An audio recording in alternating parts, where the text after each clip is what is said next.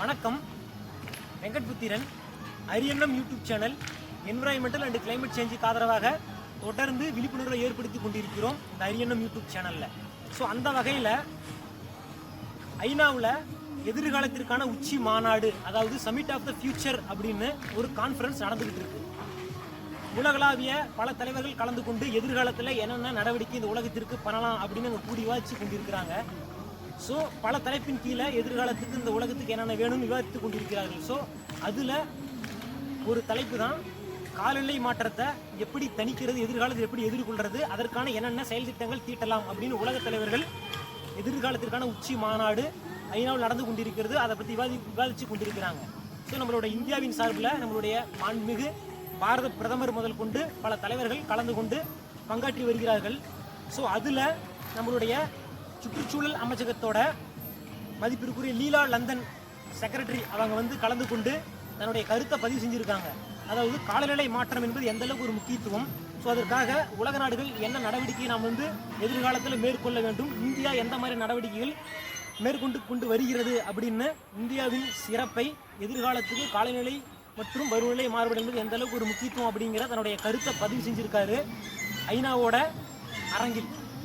அதாவது நம்மளுடைய செக்ரட்டரி மதிப்பிற்குரிய லீலா லந்தன் அவர்கள் பேசுகையில்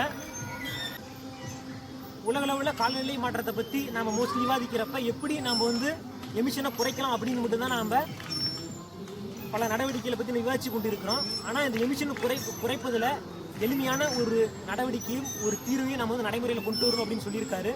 ஸோ இது பசுமையான எரிசக்தி, குடிநீர் சேமிப்பு, ஸோ கழிவுகளை குறைத்தல், முறையான உணவு பழக்கம். ஸோ இதை உலகளாவிய மக்கள் சரியாக நாம் பின்பற்றி வந்து கொண்டிருந்தாலே 2030க்குள்ள உலகளாவிய எமிஷன், அதாவது உலகளாவிய கழிவுகளை உலக நாடுகள் அனைவரும் ஆண்டிற்கு 200 கோடி டன் கழிவுகளை நாம் குறைச்சிருக்கலாம் அப்படின்னு தன்னுடைய கருத்தை பதிவிட்டிருக்காரு. ஸோ இது மட்டும் இல்லாமல் காலநிலை மாற்றத்திற்கு இந்தியா பல முன்னேற்பாடுகளை செஞ்சு கொண்டு இருக்குது அப்படின்னும். ஸோ இது மட்டும் இல்லாமல் இந்த 2024 இந்த ஆண்டோட தொடக்கத்தில் கென்யாவில் நைரோபியில் ஐநாவோட சுற்றுச்சூழல் கான்ஃபரன்ஸ் நடந்துச்சு. அப்போ நீடித்த நிலையான வாழ்க்கை முறை அப்படின்னு இந்தியா கொண்டு வந்த தீர்மானத்தை ஐநா அங்கீகரிச்சிருக்காங்க. ஸோ இந்த மாதிரி பல நடவடிக்கையை இந்தியா எடுத்திருக்கு அப்படின்னும். ஸோ அது இல்லாமல் 2024 ஜூன் மாதங்களில் மாண்புமிகு பிரதமர் அவர்கள் என்விரான்மெண்டல் டே, ஸோ அதை முன்னிட்டு தாயின் பெயரில் ஒரு மரம் நடும், அதாவது ஒன் ட்ரீ மதர்ஸ் நேம் அப்படின்னு பல இயக்கங்களை முன்னெடுத்து வராரு அப்படின்னு சொல்லியிருக்காரு. ஸோ அது இல்லாமல் இந்தியா முழுக்கும் அனைத்து பள்ளிகளிலும் சுற்றுச்சூழல் மற்றும் பருவநிலை மாறுபாடு குறித்து இளைய தலைமுறையினரிடம் அதிக விழிப்புணர்வு ஏற்படுத்தி கொண்டிருக்கிறோம் அப்படின்னு சொல்லியிருக்காரு. ஸோ இது போன்ற பல நடவடிக்கைகளில் இந்தியா பங்கெடுத்து கொண்டு வருகிறது. அதனால் உலக நாடுகள் அனைவரும் சுற்றுச்சூழல் மற்றும் பருவநிலை மாறுபாடுகள் குறித்து விழிப்புணர்வை பெற்றுக்கொள்ள வேண்டும் அப்படின்னு இந்த கூட்டத்தில் நம்மளுடைய மதிப்பிற்குரிய லீலா லந்தன் அவர்கள் பேசியிருக்கிறாரு. ஸோ இதெல்லாம் எதை உணர்த்துது அப்படின்னா, ஒரு சுற்றுச்சூழல் மற்றும் பருவநிலை மாறுபாடு என்பது எந்த அளவுக்கு ஒரு முக்கியத்துவம் என்பதை இது உலக அளவில் இந்தியாவோட மதிப்பை எடுத்து காட்டுகிறது.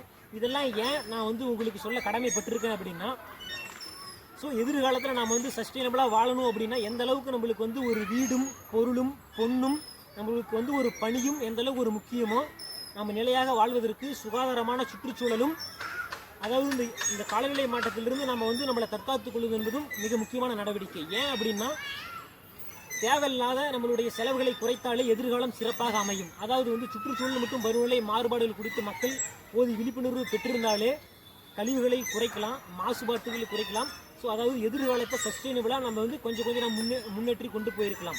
அதாவது மக்கள் என்னென்னமோ நாம் தெரிந்து கொண்டிருக்கிறோம், பல விஷயங்களை நாம் அறிந்து கொண்டிருக்கிறோம். ஆனால் சுற்றுச்சூழல் மற்றும் பருவநிலை மாறுபாடு என்பது எந்த அளவுக்கு ஒரு முக்கியத்துவம் என்பதை நீங்கள் அறிந்து கொள்ள வேண்டும். ஒரு கஜா புயல், மிக்ஜம், வருதா புயல் இது போன்ற புயல்கள் வந்தால் மற்றும் உங்களுக்கு ஒரு பிரச்சனை என்றால் மற்றும் நீங்கள் அரசுக்கு எதிராக உங்களுடைய குரல்கள் எழுப்பப்படுகின்றன. ஸோ அதனால இன்றைக்கு அந்த மாதிரி மிகப்பெரிய ஒரு புயல்களோ இது வரதுக்கு முன்னாடி உலக அளவில் ஒரு இந்தியாவின் பங்கெடுப்பு எந்த அளவுக்கு இருக்கிறது, ஒரு மத்திய அளவிலும் சரி மாநில அளவிலும் சரி நம்மளுடைய அரசு என்ன நடவடிக்கை முன்னெடுத்து கொண்டு வருகிறது என்பதை இளைய தலைமுறை முதல் மூத்தோர்களை நாம் இதை அறிந்து கொள்ள வேண்டும் என்பது நம்மளுடைய கடமையாக இருக்கிறது. ஸோ அதற்காகவே இந்த காணொலி பதிவுகளை அரியண்ணம் யூடியூப் சேனலில் இந்த வெங்கட் புத்திரன் பதிவேற்றம் பண்ணுகிறேன். அதனால் சுற்றுச்சூழல் மற்றும் பருவநிலை மாறுபாடு குறித்து அனைவரும் விழிப்புணர்வை பெற்றுக்கொள்வோம். அரியண்ணம் யூடியூப் சேனலை பிடிச்சிருந்தால் லைக் பண்ணுங்கள், ஷேர் பண்ணுங்கள், சப்ஸ்கிரைப் பண்ணுங்கள். அதாவது சுற்றுச்சூழலை பேணி காப்போம், சுமூகமான சஸ்டைனான வாழ்க்கையை நாம் வாழ்வோம். இப்படிக்கு வெங்கட் புத்திரன். நன்றி, வணக்கம்.